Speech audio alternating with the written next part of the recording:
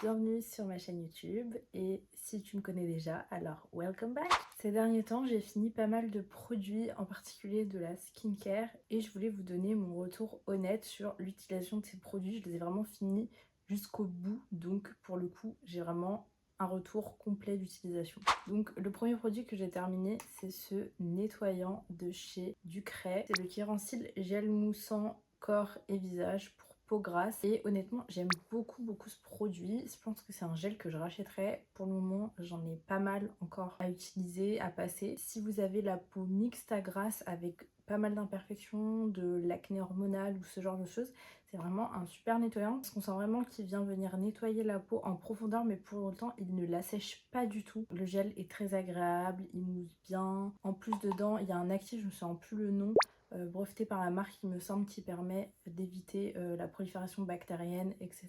C'est vraiment un très bon nettoyant de parapharmacie. Si vous avez une peau mixte à grasse qui fait des imperfections et que vous n'avez toujours pas trouvé un nettoyant qui vous correspond, je vous suggère grandement de tester celui-ci.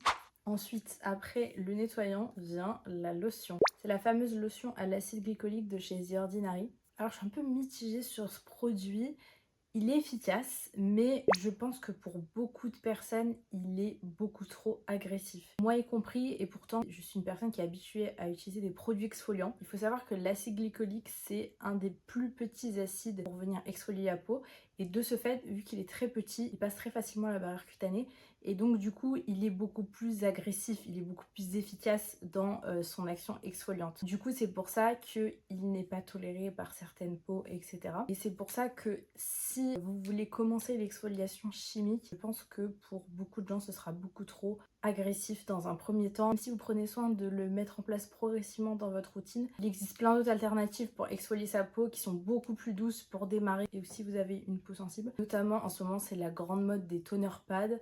Ça fait des années que ça existe en Asie, mais ça y est, ça commence à inonder le marché européen. N'hésitez pas à vous tourner vers ce genre d'alternatives qui seront un petit peu plus douces et plus faciles d'utilisation. Donc voilà, en bref, bien, mais pas pour tout le monde. Ensuite, on passe à un sérum que j'ai absolument adoré. C'est le Glow Serum Propolis et Niacinamide de la marque Beauty of Joseon.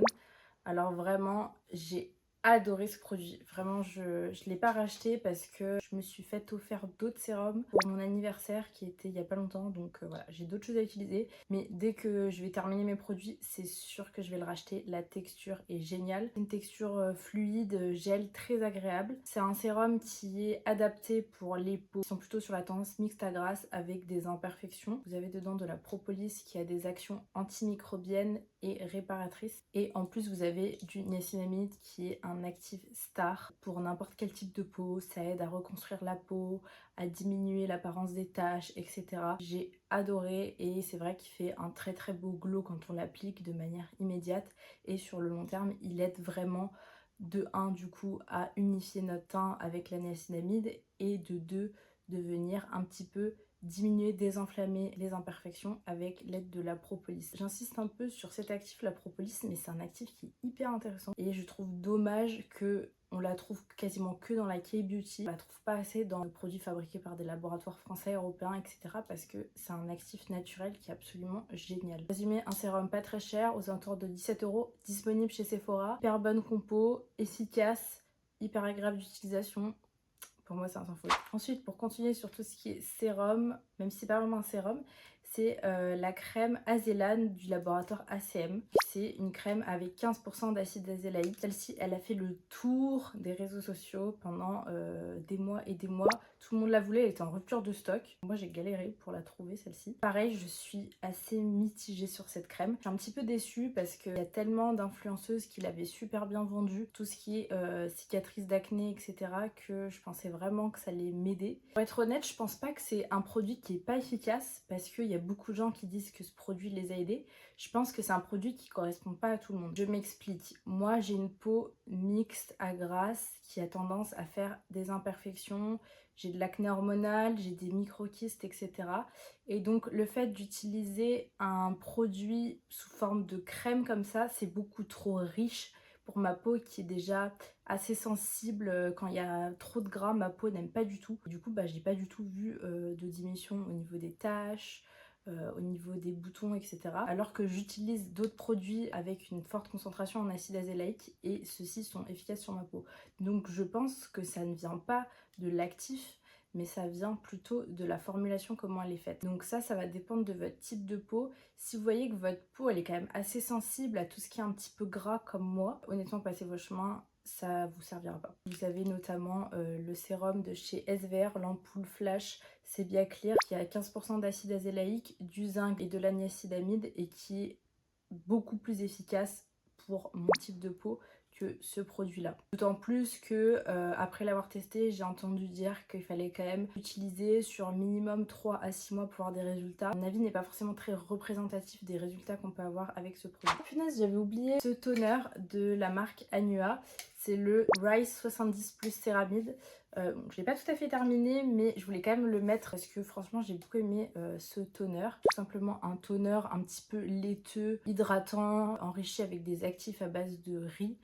Et honnêtement il est très très bien. Voilà, après c'est un toner hydratant, on peut en trouver des très très bons dans plein de marques. Et je pense que c'est un bon basique sur lequel je reviendrai régulièrement. Ensuite nous avons cette petite crème au zinc et à l'acide salicylique de chez Aromazone. Moi j'ai pas trop aimé ce produit personnellement. Et là encore je pense pas que c'est une question de formulation, mais juste je pense que ce n'est pas adapté à la routine que j'ai. Je m'explique. Comme vous pouvez le voir, j'utilise des exfoliants au quotidien et donc du coup là vu qu'il y a déjà un actif exfoliant dans ce produit, en fait bah déjà je peux pas les combiner et si je les combine le risque c'est de justement sur-irriter ma peau. Moi je préfère utiliser les exfoliants avec des lotions, je préfère que mes crèmes n'y ait pas forcément d'actifs exfoliants dedans. Mais par contre si vous êtes quelqu'un qui n'a pas du tout envie de se lancer dans tout ce qui est exfoliation chimique, ça vous fait peur d'utiliser les lotions, vous avez peur d'irriter votre peau ou juste vous avez la flemme pour vous, enfin vous n'avez pas envie d'avoir une skincare compliquée, ce type de produit ça peut être très très bien. Étant donné que c'est une crème qui est assez légère et qui contient du zinc et de l'acide salicylique, c'est une crème qui se destine principalement pour les peaux mixtes à grasse. Et typiquement, je pense que ce genre de produit, effectivement, c'est très bien pour les flemmards ou ceux qui ont peur de l'exfoliation. Je pense notamment, par exemple, aux hommes. L'acide salicylique, c'est surtout pour tout ce qui est points noirs, etc. Souvent, les hommes, ils ont ces petits soucis-là, mais ils n'ont pas du tout envie de s'embêter avec des acides exfoliants, etc.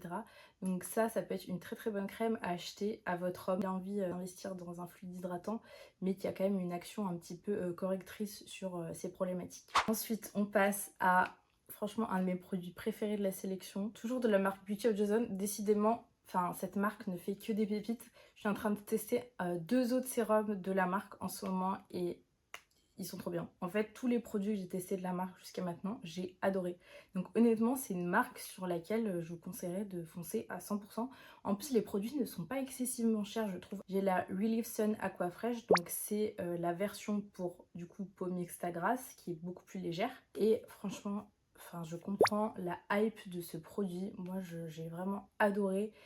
On peut en mettre 3 tonnes, ça blanchit pas la peau, il n'y a pas d'effet collant, ça donne un glow. Moi personnellement j'adore l'effet glow des crèmes solaires. C'est vrai que les crèmes solaires coréennes elles sont quand même très intéressantes parce que déjà elles sont très très bien formulées vu qu'ils en utilisent depuis des années et des années et des années. Vu qu'ils veulent pas du tout prendre le soleil et qu'ils aiment être blancs comme des culs littéralement, et ben en fait du coup la protection elle est vraiment très très bonne. Moi j'adore ces produits, j'adore la marque Beauty of Joseon, vraiment découverte de cette année et c'est un vrai coup de cœur cette marque. Et enfin je termine par ce produit de chez Clarins. Donc c'est le double sérum. Alors pour être honnête c'est pas un produit à moi, c'est un produit de mon kit, mais je l'ai un petit peu utilisé sur moi de temps en temps. Il est bien dans l'absolu, voilà, c'est un sérum, donc comme vous pouvez le voir, vous avez une phase aqueuse et une phase lipidique. Du coup, ça vous fait un sérum biphasé, huile, eau, pour les peaux très sèches, les peaux matures, etc. C'est vraiment bien pour la préparation de peau avant le maquillage. Après, est-ce que je le rachèterais? Certainement pas, vu le prix. Je trouve que le prix est absolument abusé parce qu'il n'y a pas d'actif absolument incroyable dans ce sérum qui justifie son prix. On est sur 30 ml. Et je pense que j'avais payé genre 80 €. C'est un bon sérum, je peux pas dire qu'il soit mauvais. Est-ce que vous, je vous le conseille? Non. Franchement, pas du tout. Il y en a des bien meilleurs pour le même prix et il y en a des aussi bons, beaucoup moins chers. Donc pour moi, aucun intérêt de racheter ce produit-là. D'ailleurs, dans mon kit, j'ai racheté un produit similaire en sérum biphasé parce que j'aime beaucoup utiliser ça sur notamment les peaux matures. Mais j'ai pris celui de la marque Fresh à la rose. Donc non seulement il est beaucoup moins cher, il y a beaucoup plus de volume dedans. J'ai payé 60 € pour 100 millilitres, donc c'est quand même un produit de luxe, mais c'est quand même beaucoup plus accessible que ce produit-là et il est tout aussi bien. Voilà, et ben je crois que j'ai fait à peu près le tour des produits que j'ai terminés ces derniers temps. Donc n'hésitez pas à me dire si ça vous a plu, si ça vous a donné envie d'en acheter certains ou au contraire, je serais trop contente de savoir que je vous ai aidé. Donc voilà, n'hésitez pas à me partager tout ça en commentaire ou si vous avez des questions sur ces produits-là. Et je vous fais de gros bisous et je vous dis à bientôt. Ciao ciao!